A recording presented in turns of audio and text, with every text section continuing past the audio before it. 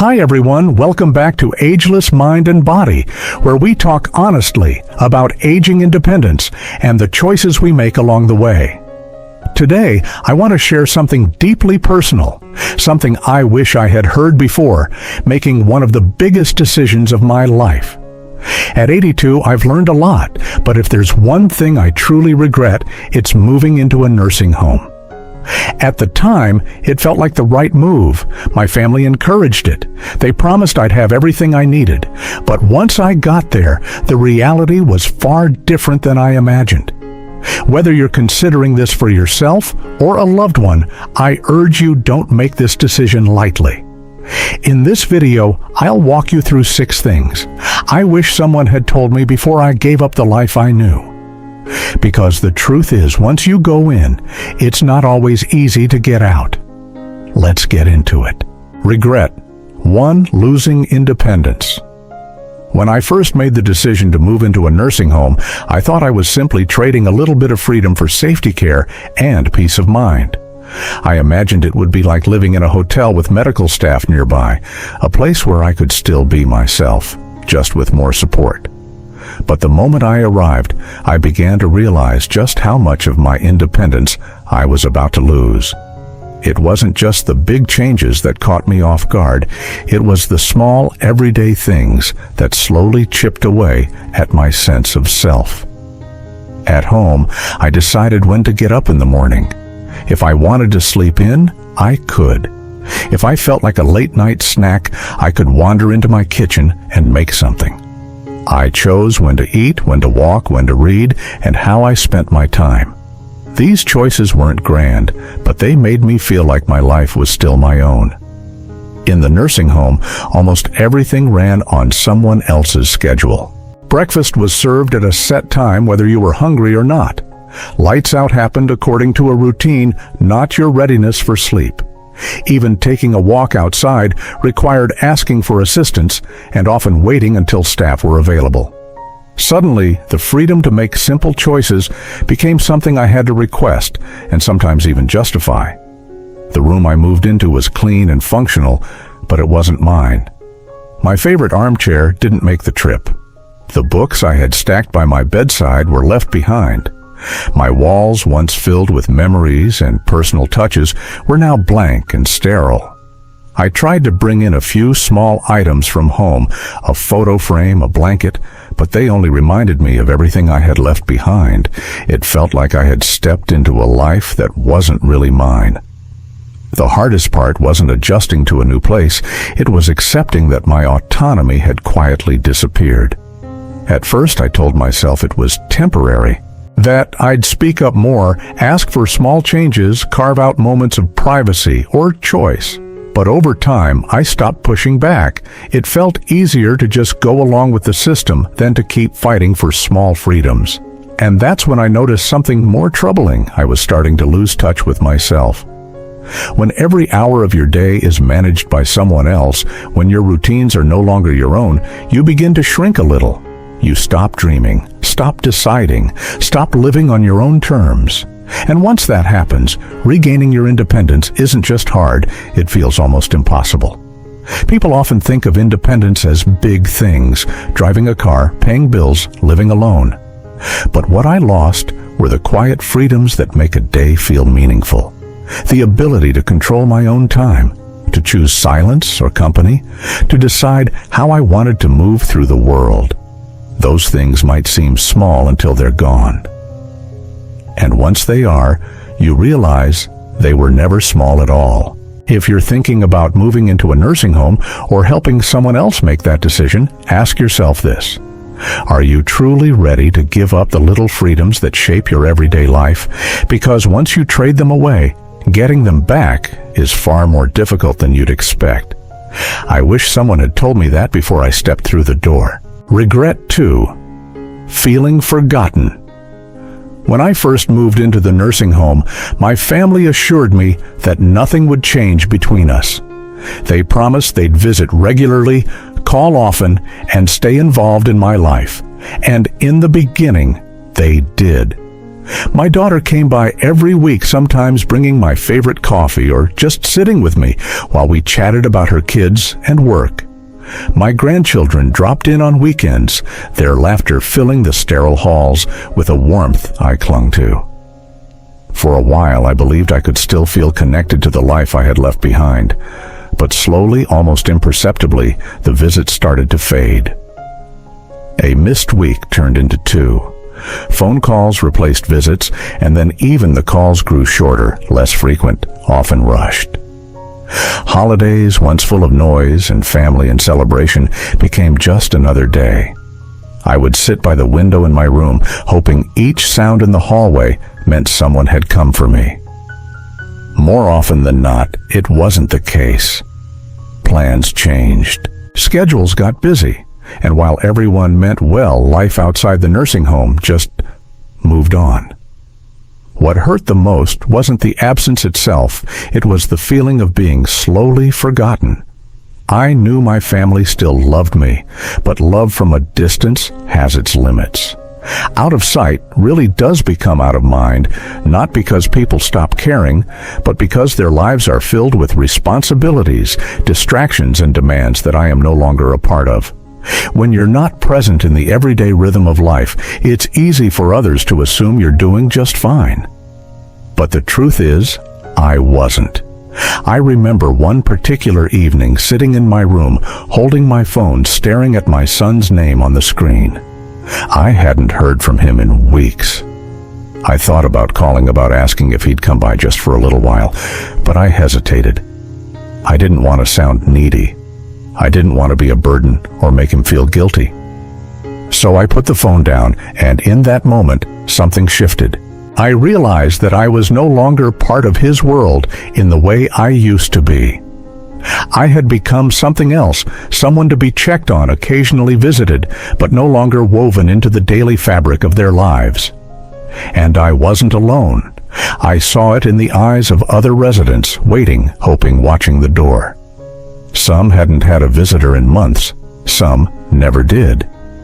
We all tried to smile, to stay cheerful, but the loneliness was always there just beneath the surface. It became a quiet companion, something you learn to carry with you each day. What I wish I had known before moving in was how isolating it could feel, even in a place full of people. You can be surrounded by others and still feel entirely alone, especially when the ones who matter most begin to drift away. It's not intentional, it's just what happens when your world becomes smaller and theirs keeps expanding.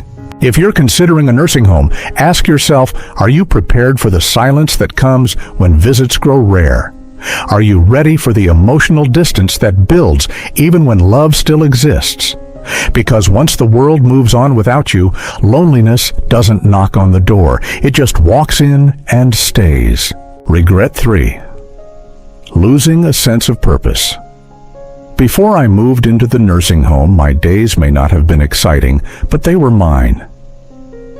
Every morning I had a reason to get up. I'd make my coffee just the way I liked it, open the windows to let in the morning light, and water the plants that lined my little kitchen window. I took pride in keeping my space tidy, dusting shelves, folding laundry, organizing drawers. These were small tasks, but they gave me a rhythm, a structure, a sense of control over my world. And more than anything, they gave me purpose. I had hobbies too. I liked to knit in the evenings while listening to old records. I kept a journal, read books from the library, and even baked occasionally when I felt up to it. These weren't grand or impressive things, but they made me feel useful, alive, engaged. My days had meaning because they were filled with things I chose to do, things I created, cared for, and completed with my own 2 hands. That all changed when I moved into the nursing home. At first, I told myself it would be nice not to have to worry about chores anymore. Meals were provided, laundry was handled, and someone came by to tidy the room regularly. I thought I'd enjoy the rest after all I had spent a lifetime working, raising a family, managing a home. Maybe this was my time to simply relax. But the truth is, the absence of responsibility didn't feel like freedom. It felt like emptiness. Without those daily tasks to anchor my time, the days started to blend together. Morning, afternoon, evening, it all became one long stretch of waiting. Waiting for meals. Waiting for someone to stop by. Waiting for something, anything to make the day feel worthwhile. I saw it in the other residents too. Once vibrant people who had lived full, rich lives were now sitting in common rooms staring at the television or out the window, their minds adrift. The energy, the drive, the spirit that once defined them had faded. There was a man named George who lived a few rooms down from mine. He had been a carpenter, worked with his hands his whole life. He used to show me photos of furniture he'd built, projects he'd done around his house. But here, there were no tools, no workbench, no projects to keep his mind sharp and his hands busy. I watched him change over a few short months. He stopped talking about his work. His hands, once so steady and skilled, now rested idly in his lap. One day he said to me quietly, "I don't know what I'm supposed to do anymore." I knew exactly how he felt. When you take away a person's responsibilities, you often take away their purpose too. And without purpose, life loses its shape. You begin to question your value. You start to feel like you're just existing, not really living. That's one of the things no one warns you about. It's not just the physical comforts or the medical care that matter. It's the emotional and mental strength that comes from feeling needed, from having something to contribute, even if it's just a simple task done with care. So, if you're thinking about moving into a nursing home, ask yourself this: what gives your life meaning? What makes you feel useful, even in small ways? Because once you step into a place where everything is done for you, finding purpose again isn't just difficult, it can feel impossible. And without it, the days stretch out long and hollow, leaving you wondering where you went in the midst of it all. Regret 4. Declining health. Faster than expected. When I first moved into the nursing home, I was doing fairly well for my age. I wasn't running marathons, but I could manage my daily needs just fine. I cooked for myself, went grocery shopping, did a bit of light cleaning, and even enjoyed short walks around the neighborhood. These small routines kept me moving, kept my muscles working, and gave me a sense of pride in my independence. I thought I'd keep that strength even in a new environment. I truly believed that I would be one of the active ones. But the truth is, things changed far faster than I expected. At first, the convenience was welcome. Meals were delivered, laundry was handled, help was just a button away. I no longer had to worry about standing too long in the kitchen or carrying heavy grocery bags. I thought, finally, I can take it easy. But what I didn't realize then was that this comfort came with a hidden cost. The less I had to do, the less I actually did. Slowly, almost without noticing, I began to move less and sit more. And that's when the decline began. It started with stiffness in my legs. I told myself it was just a bad day or the weather acting up, but it wasn't. The more I stayed seated, waiting for meals, waiting for scheduled activities, waiting for someone to come by, the harder it became to get up. My muscles, once steady and reliable, began to weaken. Just walking from my bed to the bathroom started to feel like a chore. I noticed I wasn't standing as straight. My balance wasn't as good. My energy faded faster. I went from feeling independent to needing assistance far more often than I ever had before. And I wasn't the only one. I watched others around me go through the same transformation. People who had walked in through the front doors with strength and confidence were now relying on walkers, then wheelchairs. My neighbor Alice was a perfect example. When she first arrived, she proudly walked laps around the courtyard every morning. Just because I'm in a nursing home doesn't mean I'm going to slow down, she told me. But within months, she wasn't taking those walks anymore. She started using a cane, then a walker. One day, she quietly admitted, "I don't know how it happened, but I feel like I aged 10 years in just a few months." That's exactly what it felt like. In a place designed for comfort, ease, and assistance, movement becomes optional, and eventually it becomes rare. The environment, though well-intentioned, encourages dependence. You stop bending to pick things up. You stop standing to do simple tasks. You wait for help because help is always there. And the more you rely on that help, the less you rely on yourself. It's a slow erosion of strength, and it happens before you even realize it. Looking back, I wish I had fought harder to stay active. I wish I had walked the hallways more, done simple stretches every morning, and pushed myself to do what I still could even when it wasn't required. Because the truth is, staying strong requires effort. It takes intention and discipline. And in a place where everything is designed to make life easier, that effort becomes harder to find. If you're thinking about moving into a nursing home, ask yourself, will you have the motivation to keep moving when everything around you encourages you to slow down? Because once your body begins to weaken, getting that strength back isn't just difficult, it may be impossible. Regret 5. Loss of privacy and dignity. One of the most difficult parts of moving into a nursing home wasn't something I thought about beforehand. It wasn't the room size, the food, or even the routines. It was the sudden and overwhelming loss of privacy. I had spent my entire adult life making my own space, creating little corners of comfort, and doing things on my own terms. But almost overnight, all of that disappeared. From the moment I arrived, I was no longer truly alone. Staff members came in and out of my room throughout the day, often without warning, or sometimes even without knocking. There were scheduled wellness checks, housekeeping visits, medication deliveries, all well-meaning, all part of their job, but each one chipped away at my sense of personal space. At home, I could close my bedroom door, sit quietly, and gather my thoughts, or just have a moment of silence. In the nursing home, even silence was something you had to hope for, not expect. Simple daily tasks, things I had always done privately, suddenly required assistance. Taking a shower meant waiting for an aide to be available. Using the bathroom sometimes involved pressing a call button and hoping someone would come in time. Even getting dressed, something so basic and personal, became a scheduled activity.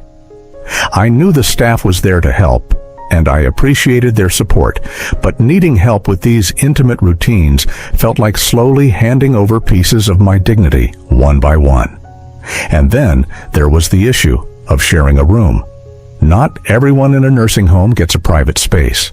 I was paired with a roommate, a kind enough person, but still it wasn't someone I had chosen. We came from different backgrounds, had different habits, and wanted different things from our days. Sometimes it worked out fine. Other times we annoyed each other just by being ourselves. But beyond that, the deeper issue was the lack of control. I could no longer decide when I wanted peace and quiet, or whether I could turn on a light, make a phone call, or watch a movie without disturbing someone else. There were nights I lay awake listening to the rhythm of someone else's breathing, or worse, their snoring, feeling like a guest in a space I was supposed to call home. What hit me the hardest, though, was how I started to be treated not just by the staff, but by the system itself. I was no longer seen as an individual with a name, a history, and preferences. I became Room 208, or Mrs. S, who needs assistance with dressing. Conversations were about my medications, my diet, my schedule, not about me. People meant well, but over time, I began to feel more like a patient on a checklist than a person with a full and vibrant life behind them. Losing your privacy is one thing, but losing your dignity, that quiet inner sense of self-worth, is something far more painful. It doesn't happen all at once. It happens moment by moment, when someone barges in without knocking, when you have to ask for help to do something you used to do with ease, when your voice isn't heard because it doesn't fit into the day's routine. If you're considering a nursing home, ask yourself, are you ready to give up the privacy and self-respect you've held onto your entire life? Because in a place where your time, your space, and even your body are no longer entirely your own, holding on to dignity becomes a daily struggle. And once you start feeling like just another patient in the system, it's hard to remember the person you used to be. Regret 6. Realizing it's harder to leave than you think. When I first agreed to move into the nursing home, I told myself it was temporary. I thought I'd give it a try just for a little while to see how it felt. If I didn't like it, I'd go back home. It felt like a trial run, not a permanent decision. But what I didn't realize, what nobody really tells you, is that once you step through those doors, getting back out isn't as easy as you think. At first, everything seemed manageable. I figured my home would be waiting for me just as I left it. But slowly, I started to realize that life outside the nursing home doesn't pause. It keeps moving, and not always in your favor.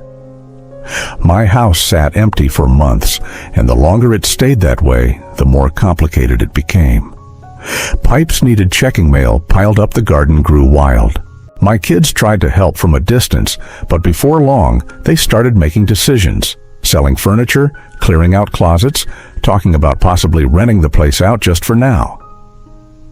When I finally brought up the idea of going back, the response wasn't what I expected. "Are you sure you're up to it?" they asked. "Wouldn't it be safer to stay where there's care?" They meant well, but it stung. It made me realize that they no longer saw me the way they used to.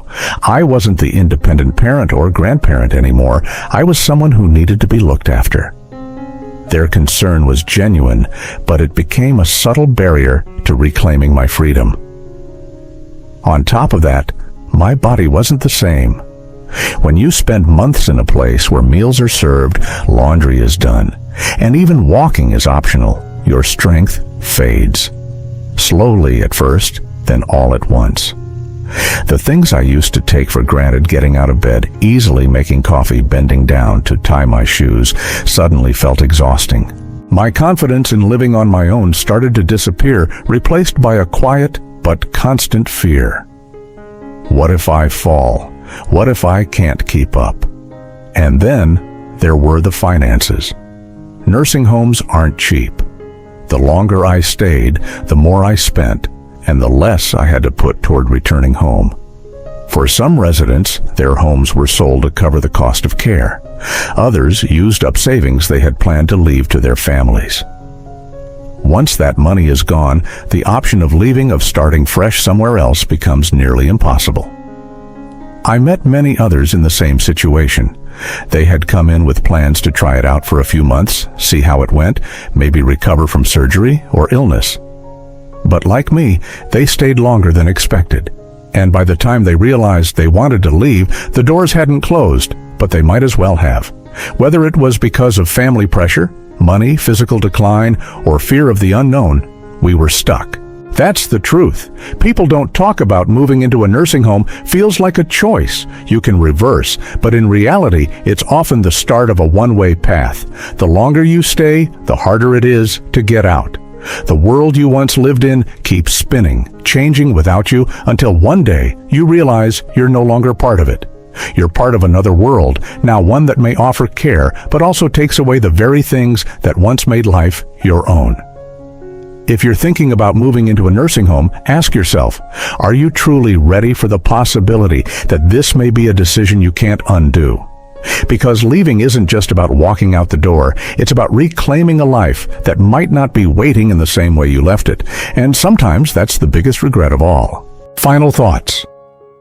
Getting older isn't something I regret. Aging is a natural, meaningful part of life. What I do regret is the decision to enter a nursing home before I truly needed to. For some, a nursing home can be the right choice, especially when medical care becomes too complex to manage alone. But for many of us, it becomes the default option, not because it's the best one, but because it seems like the simplest solution at the time. I wish I had looked harder for alternatives. I wish I had explored home care, community support, or even small adjustments that could have helped me stay in my own home longer. The truth is, once you give up your independence, your routines, and your space, it's nearly impossible to get them back.